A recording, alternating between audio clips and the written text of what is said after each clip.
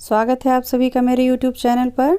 और आज मैं आपके लिए लेकर आई हूँ कक्षा 10वीं के लिए CBSE के हिंदी कोर्स अ से कृतिका भाग 2 के जॉर्ज पंचम की नाक के 6 से 11 प्रश्नों के उत्तर। पिछली वीडियो में भाग 1 था जिसमें 1 से 5 प्रश्नों के उत्तर मैं आपको समझा चुकी थी।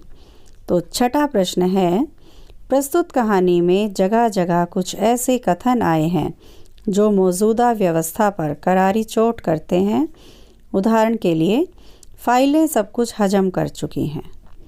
सब हुक्कामों ने एक दूसरे की तरफ ताका। पाठ में आए ऐसे अन्य कथन छांटकर लिखिए। तो पाठ में आई ऐसी व्यंग्यात्मक घटनाएं वर्तमान व्यवस्था पर चोट करती हैं और वे व्यंग्यात्मक कथन इस प्रकार हैं, जैसे शंख इंग्लैंड में बज रहा था, गूंज हिंदुस्तान में हो रही थी। दूसरा, दिल्ली में सब था, सिर्फ जॉर्ज पंचम की लाट पर नाक नहीं थी। तीसरा, गश्त लगती रही और लाट की नाक चली गई। चौथा, देश के खैर ख्वाहों की मीटिंग बुलाई गई। पांचवा, पुरातत्व विभाग की फाइलों के पेट चीरे गए पर कुछ पता नहीं चला। तो इस प्रकार ये व्यंग्यात्मक कथन हैं जिनसे हमारी मौजूदा व्यवस्था पर करारी चोट की गई है। 7वां प्रश्न है, नाक मान सम्मान व प्रतिष्ठा का द्योतक है। देखो, बात आती है कई बार कि मेरी तो नाक की बात है, मतलब मान सम्मान की बात है। तो यह बात पूरी व्यंग्य रचना में किस तरह उभर कर आई है, ये बताइए। इस पाठ में नाक मान सम्मान और प्रतिष्ठा की परिचायक है, उसका प्रतीक है। जॉर्ज पंचम भारत पर विदेशी शासन के प्रतीक हैं। उन्होंने सालों साल हमारे देश पर शासन किया, हमें गुलाम बनाकर रखा। उनकी कटी हुई नाक उनके अपमान की प्रतीक है। नाक कटना अपमानित महसूस करना या अपमान करना, नाक काटना अपमान करना। इसका अर्थ है कि आज़ाद भारत में जॉर्ज पंचम की नीतियों को भारत विरोधी मानकर अस्वीकार कर दिया गया था। उन्होंने जो नीतियां लागू की थी हम पर, उन्हें हमने अपना भारत विरोधी, कि हमारे देश के विरोधी हैं, तो उसे अस्वीकार कर दिया था। रानी एलिजाबेथ के आगमन से सभी सरकारी अधिकारी अंग्रेजी शासन के विरुद्ध अपनी नाराज़गी व्यक्त करने की बजाय उनकी पूजा अर्चना आराधना में जुट गए। जॉर्ज पंचम का भारत की धरती से कोई प्रेम नहीं था, किसी प्रकार का कोई लगाव नहीं था। उनकी आस्था पूरी तरह विदेशी थी, क्योंकि विदेशी थे। उन्होंने तो सिर्फ हमारे देश को गुलाम बनाया हुआ था। उनकी मूर्ति का पत्थर तक विदेश से आया था, विदेशी था। फिर उनका मान सम्मान किसी भारतीय नेता या बलिदानी बच्चों से अधिक नहीं था। उनकी नाक भारतीय स्वतंत्रता सेनानियों की नाक से नीचे थी। बार बार यही बताया गया था कि जब मूर्तिकार नाक के लिए जाता है तो स्वतंत्रता सेनानियों की नाक का नाप लेता है, लेकिन उनकी बड़ी निकली। फिर शहीद बच्चों की नाक का नाप लिया तो बलिदानी उन शहीद बच्चों की नाक भी किससे बड़ी थी? जॉर्ज पंचम की नाक से बड़ी थी।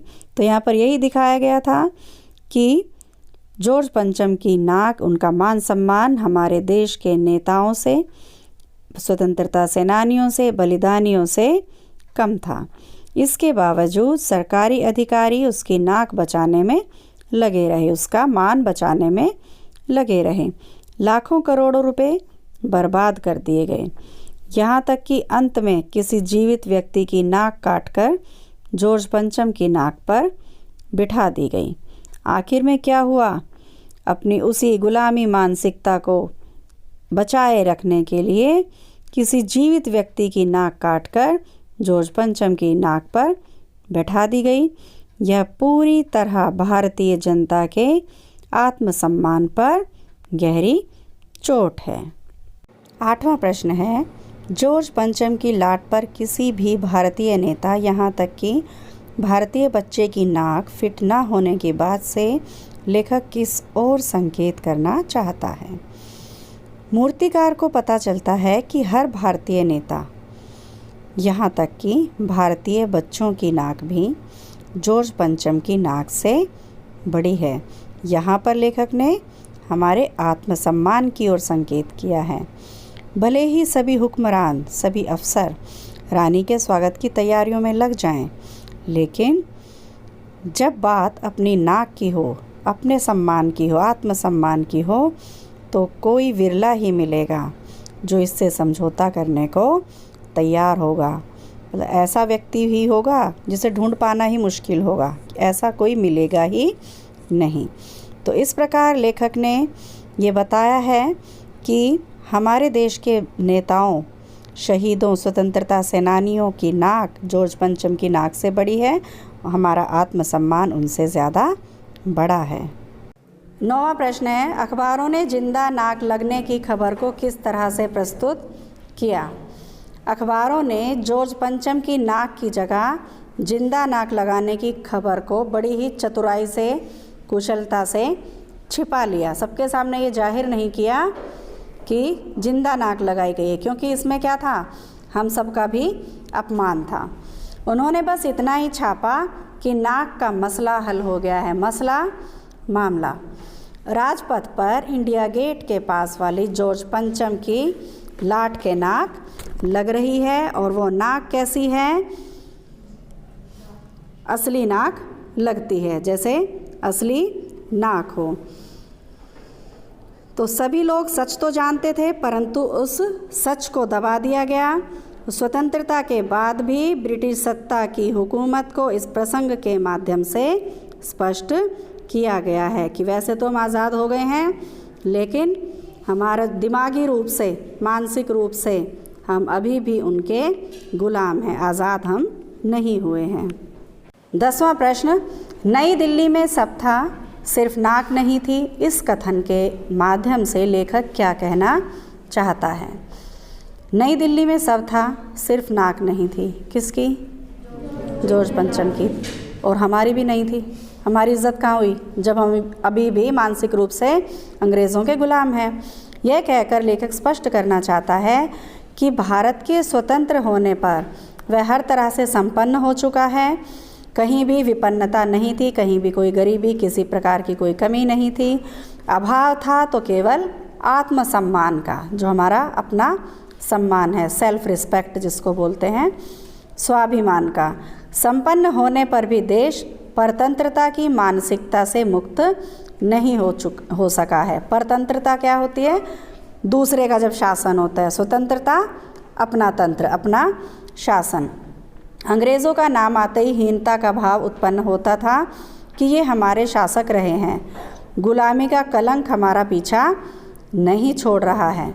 इसलिए लेखक कहता है कि दिल्ली में सिर्फ नाक ही नहीं थी, बाकी सब कुछ था।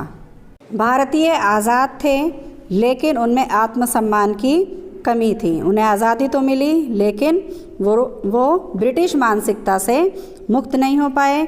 यही दर्शाने का लेखक ने प्रयास किया है। भारतीय चाहते हुए भी सत्ता का विरोध कर पाने में असमर्थ हैं। 11वां प्रश्न है, जॉर्ज पंचम की नाक लगने वाली खबर के दिन अखबार चुप क्यों थे? क्यों थे चुप? उस दिन अखबार इसलिए चुप थे क्योंकि भारत में ना तो कहीं कोई भी अभिनंदन का कार्यक्रम हुआ, किसी का भी सम्मान नहीं किया गया, स्वागत सत्कार करते हैं जो, वो नहीं हुआ। ना सम्मान पत्र भेंट करने का आयोजन हुआ। ठीक है, जो सम्मान पत्र देते हैं, सर्टिफिकेट दे देते हैं या कोई भी पत्र दे देते हैं, प्रशस्ति पत्र, तो उसका भी कोई आयोजन नहीं हुआ। ना ही किसी नेता ने कोई उद्घाटन किया किसी भी चीज़ का, ना कोई फीता काटा गया और ना ही सार्वजनिक सभा हुई।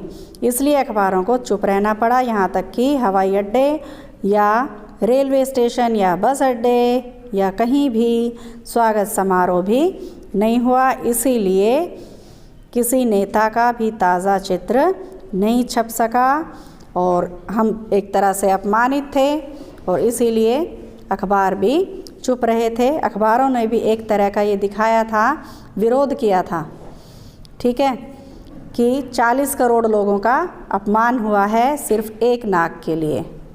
तो बच्चों, आज आपने समझे जोश पंचम की नाक कहानी के 6 से 11 प्रश्नों के उत्तर। तो आशा करती हूँ आपको सभी प्रश्नों के उत्तर समझ आ गए होंगे और अच्छी तरह से समझने के लिए आप इस वीडियो को बार बार देखिए, लाइक कीजिए, कमेंट कीजिए और साथ ही साथ मेरे चैनल को सब्सक्राइब भी कीजिए और दूसरों से भी करवाइए। थैंक यू बच्चों, गॉड ब्लेस यू।